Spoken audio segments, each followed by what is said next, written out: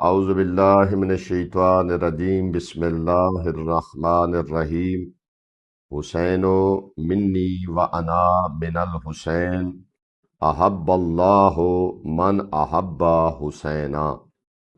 حسین مجھ سے ہے اور میں حسین سے ہوں۔ خدا اس سے محبت کرتا ہے جو حسین سے محبت کرتا ہے۔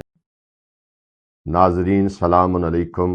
60ویں دن کے پروگرام میں آپ تمام کو خوش آمدید کہتا ہوں۔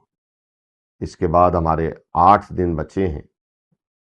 60 آج ویڈیو مکمل ہو چکی ہیں۔ پہلے آج کے ٹاپک کے اعتبار سے بات کرتا ہوں اور آخر میں آدھا منٹ 1 منٹ آپ سے لوں گا اور آپ سے ایک مشورہ لیا جائے گا۔ اس میں جو آپ مشورہ دیں گے اس کے مطابق کوشش کریں گے عمل کرنے کی۔ آج ہم کتاب شہید انسانیت کے 13ویں باب کا اختتام کر رہے ہیں۔ اس آخری حصے میں مصنف نے کربلا کے حقیقی فلسفے اور مولا علی علیہ السلام کی اس تاریخی وصیت کا ذکر کیا ہے جو انہوں نے امام حسین علیہ السلام کو فرمائی تھی۔ ناظرین کرام، کتاب کے صفحہ 178 اور 179 کے مطابق معرکہ کربلا کا مستقل عقیدہ اور نصب العین یہ تھا کہ خدائے قادر و توانا کو بھول کر کسی طاغوتی طاقت کے سامنے سر تسلیم خم نہ کیا جائے۔ یزید کا یہ خیال بالکل باطل ثابت ہوا کہ وہ امام حسین علیہ السلام کی روح کو خرید سکے گا یا انہیں جھکا سکے گا۔ صفحہ 179 پر مصنف لکھتے ہیں کہ امام حسین علیہ السلام کا فلسفہ زندگی وہی تھا جو آپ علیہ السلام کے والد بزرگوار حضرت علی ابن ابی طالب علیہ السلام نے وصیت کی شکل میں عطا فرمایا تھا۔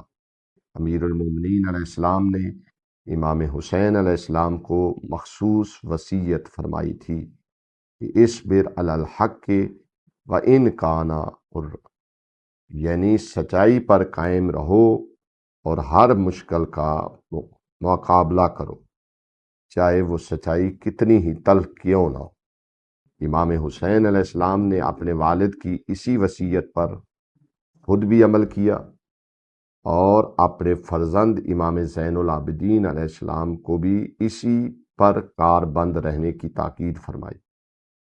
یہی وجہ ہے کہ معرکہ کربلا کے نتائج نے دنیا کے سامنے واضح کر دیا کہ ظاہری طور پر امام کا جسد اطہر ٹکڑے ہوا، لیکن حقیقت میں قتل حسین اصل میں مرگ یزید ہے۔ ناظرین کرام، 13واں باب یہاں مکمل ہوا جس میں ہم نے امام حسین علیہ السلام کے فضائل، عبادات اور صلح کل کے فلسفے کو تفصیلاً سمجھا۔